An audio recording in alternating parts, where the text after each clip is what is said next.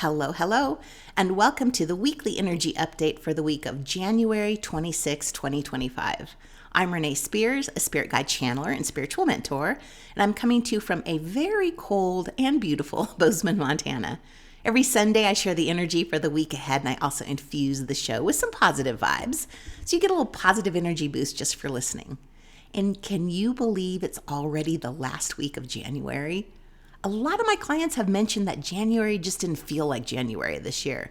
It was just kind of off. So they're treating the Lunar New Year this week as their fresh start, and I love that idea. This Wednesday, January 29th, is the Lunar New Year. And the Lunar New Year is based on the lunar cycle, the moon cycle. Chinese astrology respects the power of the moon and the impact it has on our lives. 70% of the earth and the human body are water, and both of them are impacted by the lunar cycles. I think the moon affects our day-to-day lives more than anything else. And the Lunar New Year always begins on the new moon. Specifically, it starts on the second new moon after the Winter Solstice, and this is also the first new moon of 2025. So with the new moon and the Lunar New Year this week, we have an abundance of fresh start energy. So there are 12 zodiac signs in Chinese astrology, each with its own unique qualities and energy. And each year, one of these signs is paired with one of the 5 elements: metal, wood, water, fire, and earth. And this is the year of the wood snake. In 2024, the energy was more of the yang wood dragon. This year, the energy shifts to the yin wood snake. We're shifting from the external yang energy of last year to more internal energy this year. While the dragon and the snake may look similar, the snake doesn't fly. The entire body of the snake lies on the ground, and it feels every vibration, every footstep, every pin drop. The snake's energy is highly intuitive. It's grounded, it's practical, and it's cautious. So in Western countries, we're not really fans of snakes, and they've been associated with evil and temptation. However, in China, snakes have a different, more complex meaning. They're associated with harvest, procreation, spirituality, and good fortune, as well as evil, threat, and terror. So you know that image of a snake eating its tail? It's like a never-ending loop, showing how endings naturally lead to new beginnings. This year's all about transformation because the snake is a powerful symbol of renewal and rebirth. And this whole vibe of endings and new beginnings ties right into the 9-year we're in numerology. It's the same story in astrology too, with all the planets shifting into new signs this year. In a snake year, the energy is quieter, more introspective and thoughtful. Businesses tend to be more cautious about hiring or expanding, and people may spend less. We just want to enjoy the comfort of our home. And at the same time, romance is in the air, making it a fantastic year to fall in love and deepen relationships. So in a wood snake year, the vibe is all about growth, renewal, and adaptability, which are classic wood element energy. It's a great time for creativity and forward thinking, but there's also a risk of getting too caught up in going after your goals or your achievements. And that's why balance is everything. So make sure this year that you make time to rest and reflect. It's just as important as what you'll accomplish this year.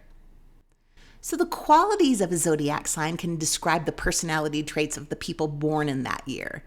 So the last time it was a wood snake year was 60 years ago in 1965. So if you're turning 60 this year, you're a wood snake. The wood snake is a charming, intelligent, and creative sign, but also a little secretive, cunning, and maybe sometimes a little ruthless. So these 3 days before the new year are for preparation. Preparing for the Lunar New Year is all about clearing out last year's old, stale energy and welcoming abundance, happiness, and good fortune. And I've mentioned before the importance of cleaning our homes to remove last year's energy and any bad luck. So if you can't do your entire home, then at least try to clean your entryway, your living room, and your kitchen, especially your stove. Cleaning your stove and your oven is tied to abundance and prosperity. From a feng shui perspective, the stove is connected to wealth and abundance, so you always want to keep it clean. And by clearing away all the old grime, all the old food and stagnant energy, you're creating space for fresh energy, for new beginnings and prosperity to flow into your life. One of my favorite New Year's traditions is displaying or giving citrus. Oranges, tangerines, and mandarins are considered lucky during Lunar New Year because they symbolize prosperity and good fortune. In Chinese, the word orange sounds similar to the word for wealth, and the color of citrus resembles gold, which of course is associated with wealth and success. So my kitchen is full of tangerines and oranges right now.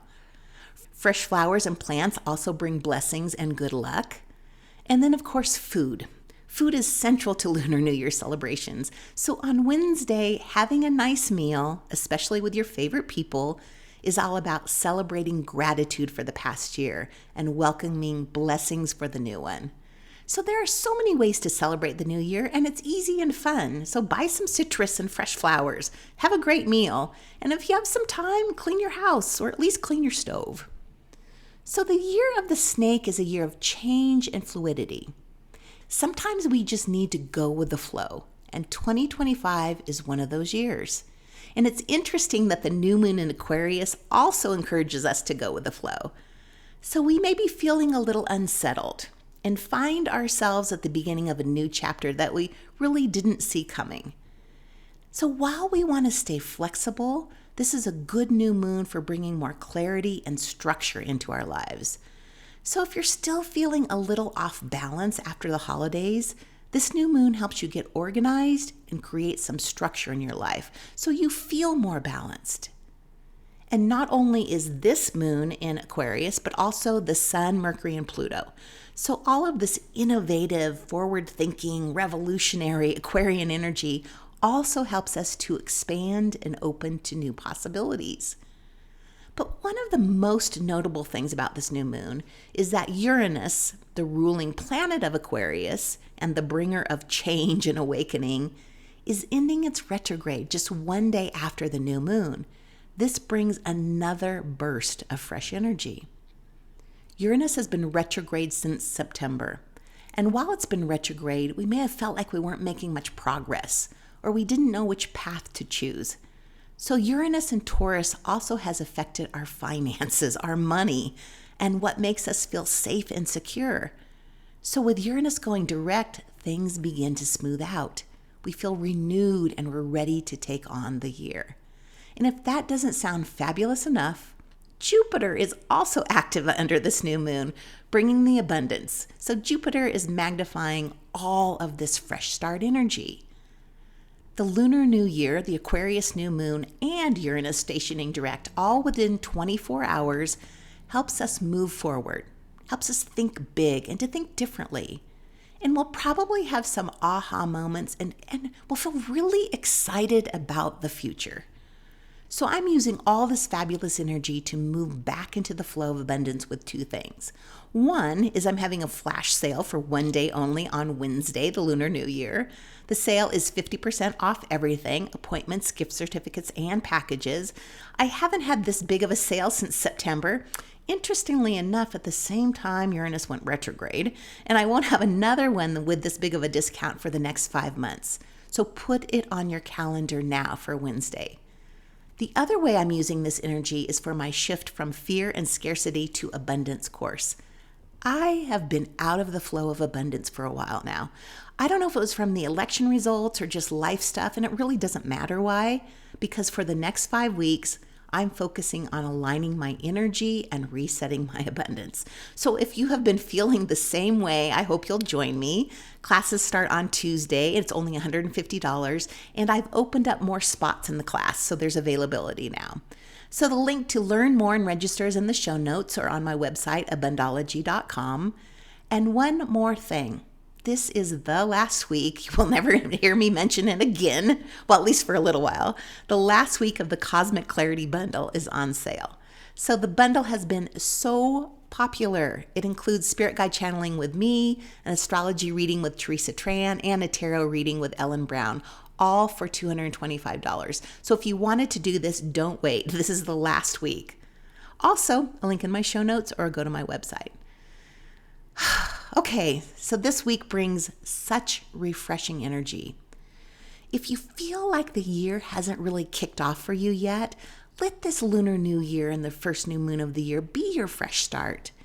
Buy some fresh flowers and oranges and celebrate with a great meal, and then just really get ready for what's next. So as always, thank you for listening and sharing the podcast with a friend. Happy New Year. Have a great week, and I will talk to you again next week.